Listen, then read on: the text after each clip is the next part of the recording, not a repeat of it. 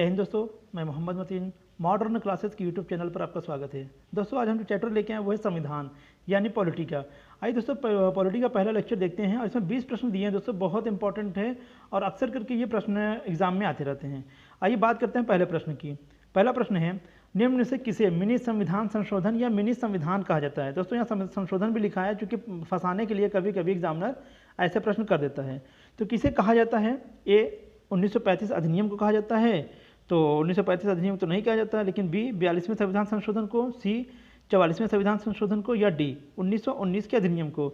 इसका आंसर हो जाएगा बी, यानी मिनी संविधान किसे कहा जाता है? 42वें संविधान संशोधन को। ठीक है, प्रश्न नंबर 2 देखते हैं, इसका आंसर बी हो जाएगा। प्रश्न नंबर 2 देखिए, निम्न में से कौन सा कथन असत्य है, यानी कौन सा कथन गलत है।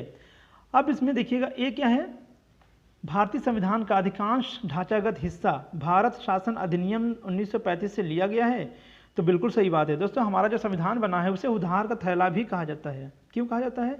क्योंकि इसका जो अधिकांश भाग लिया गया वो कहाँ से लिया गया है? 1935 अधिनियम से लिया गया और अन्य देशों से लिया गया, जैसे ब्रिटेन के संविधान से, जापान के संविधान से, ऑस्ट्रेलिया के संविधान से, दक्षिण अफ्रीका के संविधान से, कनाडा के संविधान से, आयरलैंड के संविधान से और अमेरिका के संविधान से। इस तरीके से देखा जाए तो कई देशों से लिया गया है, इसलिए इसे उधार का थैला कहा जाता है। यानी इसमें ए सही है। बी है, मूल संविधान में 10 अनुसूचियाँ थी, तो अभी इसके बारे में बता देते हैं हम आपको कि मूल संविधान के अंतर्गत कुल 8 अनुसूचियाँ थी, जिसमें प्रथम संविधान संशोधन के तहत 9वीं अनुसूची जोड़ी गई थी, जिसे हम कहते हैं भूमि सुधार अधिनियम। ठीक है ना, यानी ये गलत है। अभी तक देखिए बी गलत होगी। आइए सी की चर्चा करते हैं। भारतीय संविधान का राजनीतिक भाग ब्रिटेन से संविधान से लिया गया है, ये बिल्कुल सही है, तो ये भी गलत नहीं सही है। डी अनुच्छेद 368 का संबंध संविधान संशोधन से है, बिल्कुल सही है। अनुच्छेद 368 के तहत संविधान में संशोधन किया जाता है, इसका उल्लेख संविधान में दिया गया है। प्रश्न नंबर 3 देखते हैं, निम्न में से कौन सी भारतीय संसदीय प्रणाली की विशेषता नहीं है? भारतीय संसदीय प्रणाली की विशेषता नहीं है। पहला ए बहुमत वाले दल की सत्ता, तो दोस्तों ज़रूरी नहीं होता कि बहुमत दल वाले ही सत्ता बनाएं। ठीक है, तो कभी कभी जो इसका अल्पमत होता है वो भी सत्ता बना लेते हैं। बी है वास्तविक व नाम मात्र की कार्यपालिका की उपस्थिति, ये भी गलत है। सी विधायिका के समक्ष कार्यपालिका की नियुक्ति, ये भी गलत है। डी कह रहा सभी हैं, यानी क्या सभी की विशेषता नहीं है, तो सही बात है। देखिए यहाँ पर दिया संसदीय प्रणाली दिया है, तो इसमें तीनों नहीं होंगे। प्रश्न नंबर 4 देखते हैं, निम्न में से कौन सा सुमेलित नहीं है? तो ए है समानता का अधिकार 14 से 18। दोस्तों भारतीय संविधान में कुल 7 मौलिक अधिकार थे, जिसमें देखा जाए तो 44वां संविधान संशोधन 1978 के तहत यानी 31वां अनुच्छेद को हटाकर अलग कर दिया गया। उसे कहाँ रख दिया गया? अनुच्छेद 300 का में रखा गया है, जो था संपत्ति के अधिकार को। ठीक है, अब बात करते हैं पहले, अब तो कुल मिला कितने संविधान कितने मौलिक अधिकार बचे? 6। अब इसमें क्या कह रहा है? ए समानता का अधिकार 14 से 18 है, तो बिल्कुल सही है, समानता का अधिकार 14 से 18 है। शोषण के विरुद्ध अधिकार अनुच्छेद 20 से 22, दोस्तों यहाँ गलत है। शोषण के विरुद्ध अधिकार अनुच्छेद 23 और 24 है। सी है धार्मिक स्वतंत्रता का अधिकार 25 से 28, ये भी सही है। डी सांस्कृतिक एवं शिक्षा का अधिकार अनुच्छेद 29-30, ये भी सही है, यानी इसका आंसर हो जाएगा बी। 5वां है, निम्न से कौन सा सुमेलित नहीं है? यहाँ भाग की बात की है, हमारे संविधान में 22 भाग हैं, सबको पता है, उसकी बात कर रहा है। तो ए है भाग 1 में क्या कह रहा है? संघ और उसका राज क्षेत्र, यानी भारत क्या है? संघ है तथा उसका राज क्षेत्र है। इसका उल्लेख किस में किया गया? किस भाग में किया गया है? एक भाग में। दूसरा है नागरिकता, भारत में नागरिकता का उल्लेख किया गया है, अनुच्छेद की बात छोड़ दिए, पहले भाग की बात करें, दूसरे भाग में। सी है भाग 3 राज्य के नीति निर्देशक तत्व। दोस्तों राज्य के जो नीति निर्देशक तत्व है वो भाग 4 में है, यानी 36 से लेकर 51 अनुच्छेद तक।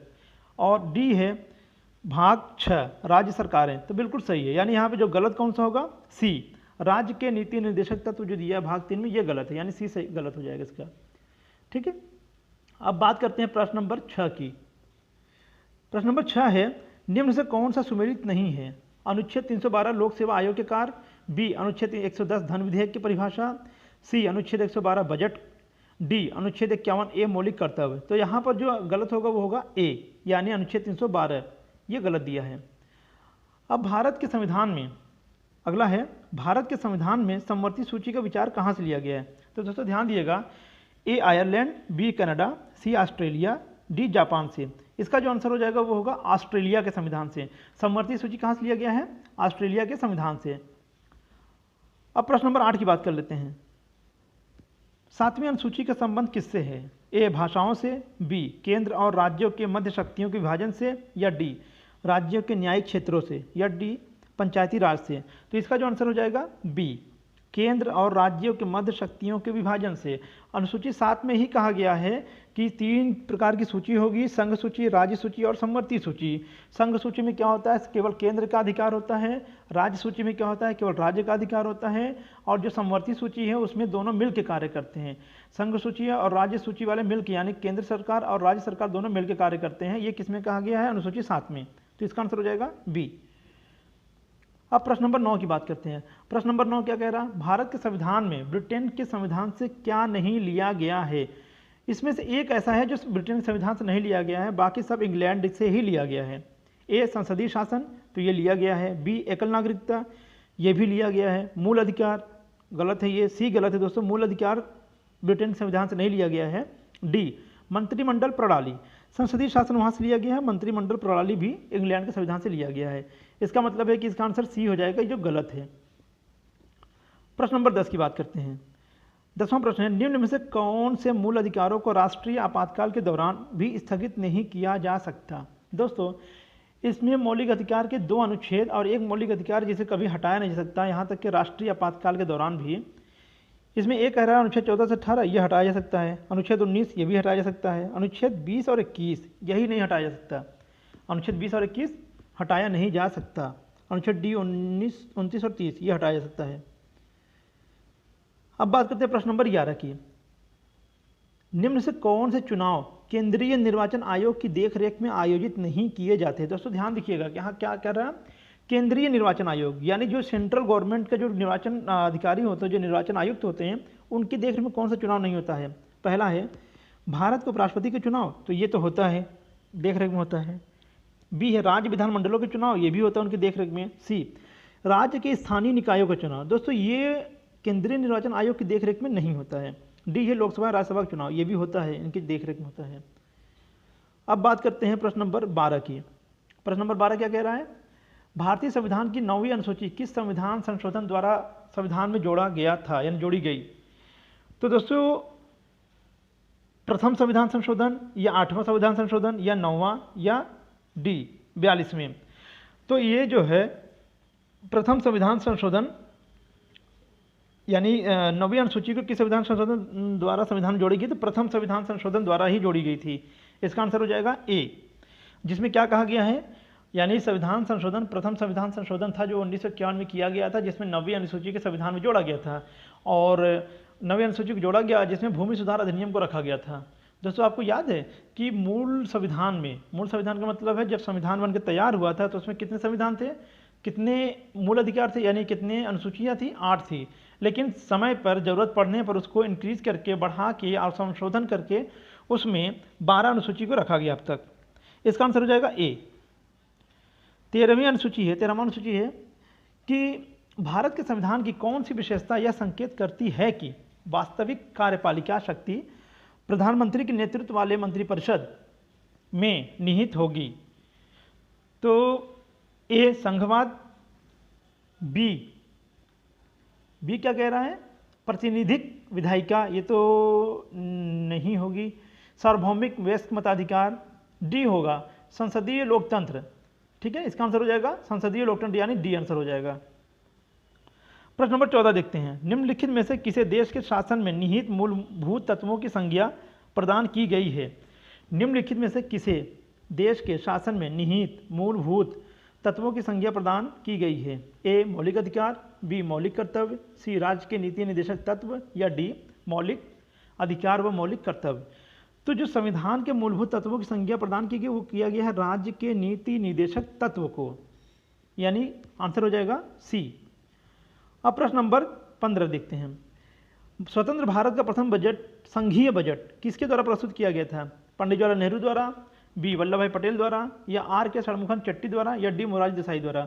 तो स्वतंत्र भारत का जो प्रथम बजट पेश किया गया था वो किया गया था आर के षणमुखम चट्टी द्वारा। ठीक है, यानी इसका आंसर हो जाएगा सी। अब बात करते हैं प्रश्न नंबर 16 की। 16वां प्रश्न है, भारत के मुख्य निर्वाचन आयुक्त से संबंधित निम्नलिखित कथनों में से कौन सा सही नहीं है।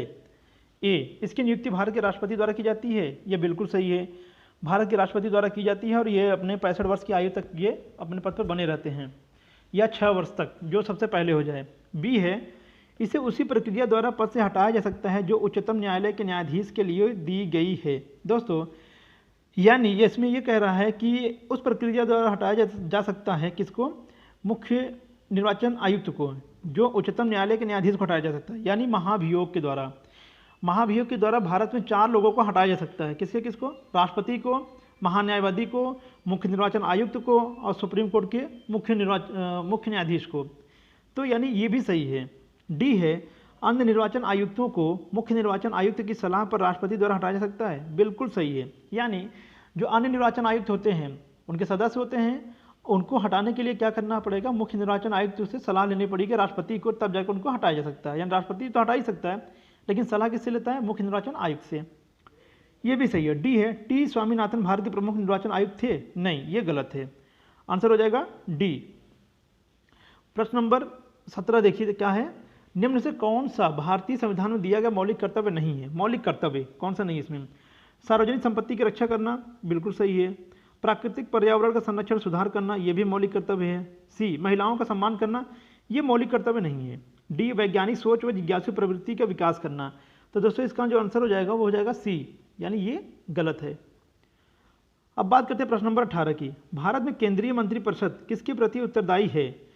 देखिए यहाँ पे केंद्रीय दे रहा है, तो यानी यहाँ केंद्र की बात कर रहा है। केंद्रीय मंत्रिपरिषद किसके प्रति उत्तरदायी है, राज्यसभा के प्रति तो होगा नहीं, राष्ट्रपति के प्रति नहीं होगा, सी हो जाएगा लोकसभा के प्रति, और डी है प्रधानमंत्री के प्रति, तो एकदम नहीं। यहाँ पर आंसर हो जाएगा सी, यानी 18 का आंसर क्या हो गया, सी। प्रश्न नंबर 19, किस अधिनियम का भारतीय संविधान के निर्माण पर सबसे अधिक प्रभाव पड़ा है। तो सबसे अधिक प्रभाव किसका पड़ा है, 1919 अधिनियम, या 1935 अधिनियम, या भारत शासन अधिनियम 1915, या भारत शासन अधिनियम 1909। दोस्तों एक चीज़ याद रखिएगा, भारतीय संविधान को उधार का थैला कहा जाता है। क्यों कहा जाता है, क्योंकि जब डॉक्टर भीमराव अम्बेडकर संविधान लिख रहे थे तो उनको ये समझ में आया कि कोई गलती न होने पाए, जिससे लोग इस पर हमें दोहमत न दें, हमें दोषी न ठहराएं। उन्होंने हर देश के संविधान को पढ़ा पहले, तो उसमें जो अच्छी चीज़ें थी उसको निकाल लिया। जैसे जापान के संविधान को पढ़ा, आयरलैंड के संविधान को पढ़ा, अमेरिका के संविधान को पढ़ा, ब्रिटेन के संविधान को पढ़ा, ऑस्ट्रेलिया के संविधान को पढ़ा, दक्षिण अफ्रीका के संविधान को पढ़ा। यानी कहने का मतलब इन सभी लगभग 10 देशों के संविधान को पढ़ने के बाद उन्होंने निष्कर्ष लिया और उसी संविधान को जो अच्छी चीज़ें थे निकालकर भारतीय संविधान में सम्मिलित किया। इतना तो किया, मगर इसमें कह रहा किस अधिनियम का भारतीय संविधान के निर्माण पर सबसे अधिक प्रभाव पड़ा है।